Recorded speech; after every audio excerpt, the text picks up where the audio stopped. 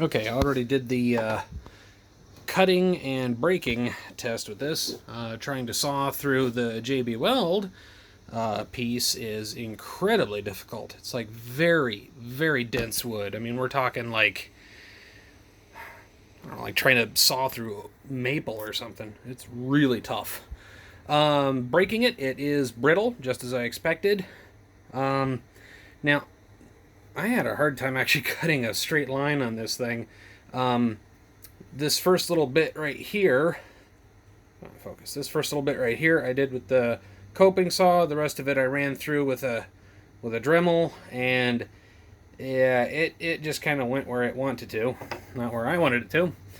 And yeah, it's with a narrow little strip like this, it did kind of snap easy, but then again, it didn't have a whole lot of width to it. So trying to bend this, is darn near impossible. But yeah, bending this was a lot easier. Now, let's see what good old-fashioned butane flame does to it. So I get the camera all lined up here. Would you focus? There. All right. Here we go.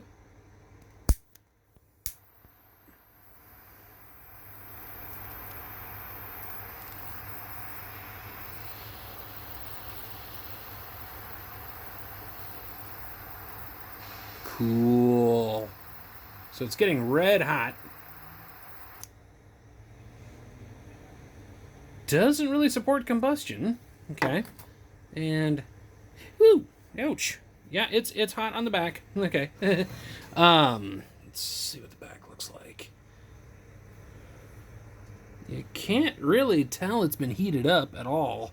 It doesn't have the blistering like the clear epoxy did.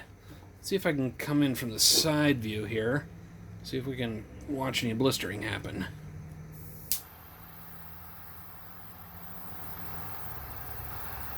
Trying to keep the torch steady and the phone steady at the same time. This is kind of a juggling act here.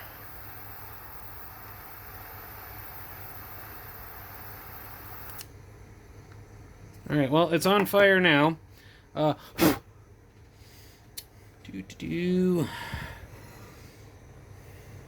Yeah, no real blistering on the back. It's not deforming at all. So the JB Weld does have a lot more structural stability to it. Now, I don't want to touch that thing because it's friggin' hot, but let's just see. Oh wow, that just, okay, that just peeled right off. And let's get another grab here. Oh yeah, this is like tearing apart, slightly stale bread. It's got nothing for strength anymore. Let's see here. Focus thing. And some of the fibers are not even damaged yet. Only the ones on the left side over here are actually burned. The ones over here are actually okay still.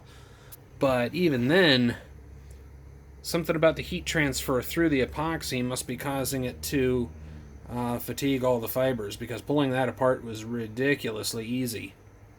So it doesn't deform on its own, but it doesn't take hardly anything to deform it like this. So, very interesting results. Okay, so if you want rigidity, then JB Weld's the way to go. But if you want something that holds up to some heat, JB Weld is not the way to go. So, yeah, let NASA know this is not a good heat shield material. I did the homework on this, so they don't have to.